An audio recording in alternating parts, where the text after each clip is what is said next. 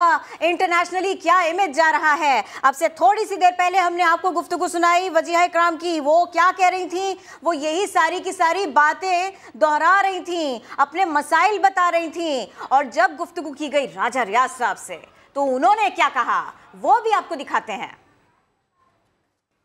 से बैठ के भी हो सकता था। तो आपके लिए मुझे सबसे ज़्यादा इंतज़ार करना पड़ा। मैं ऊपर चली गई थी, कुछ मेहमान थे। तो बहुत से MNA से मैं मिला हूँ तहरीक इंसाफ के, और आप यहाँ क्यों हैं ये आप खुद ही बयान कर दें।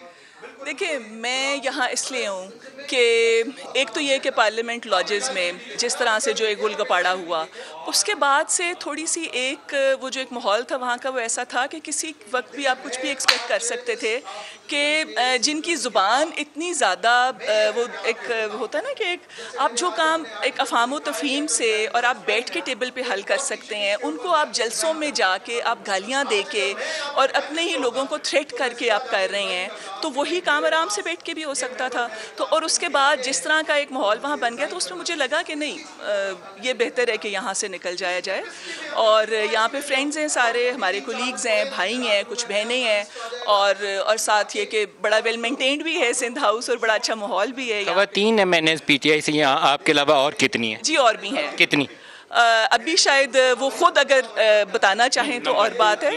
हाँ, थ्री फीमेल MNA PTI की यहाँ मौजूद है। जी जी जी। कुछ ऐसा है कि तहरीक इंसाफ से मायूसी हो गई है, खफा हो गए? तहरीक, देखिए, पर्सनल किसी की भी कोई डिस्कंटेंट नहीं है। यहाँ पे कोई ऐसा बंदा नहीं है जिसको कोई ज़ाती कोई तकलीफ़ हो, कोई ऐसा कोई मसला हो।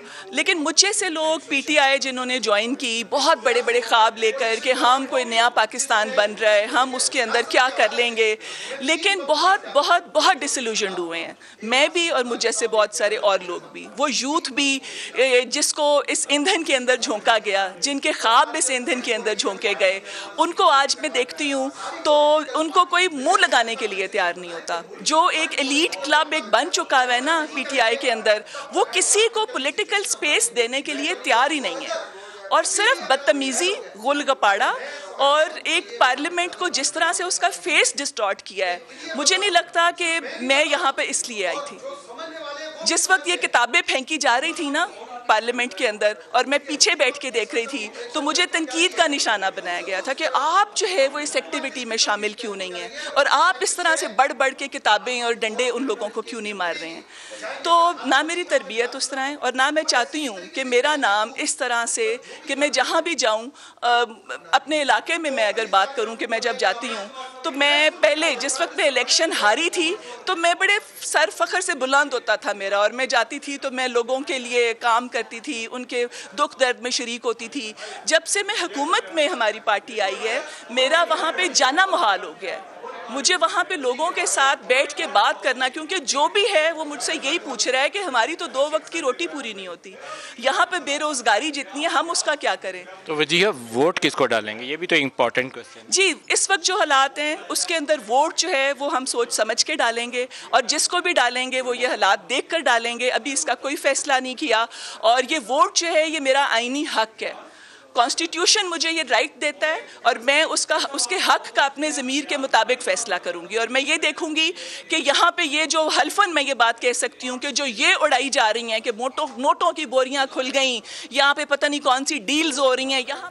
तो एक खातून कैसा सोचती हैं, एक खातून कितने ख्वाब लेकर शाइन आउट करती हैं, कितनी दिक्कतें उठा करके किसी मकाम तक पहुंचती हैं, और फिर अगर वो ये सोचने बैठ जाएं, उन्हें ऐसा लगने लग जाए कि मैं जो ख्वाब देख कर आई हूँ उसकी ताबीर तो बहुत दूर है। ये वो लम्हात हैं वजीहा जिसका जिक्र कर रही थी। हम तज्जिया शामिल करेंगे, तज्जियाकार तौफीक भट्ट साहब हमारे साथ हैं, उनसे बात करेंगे। बहुत शुक्रिया तौफीक साहब, आप हमको वक्त दे रहे हैं।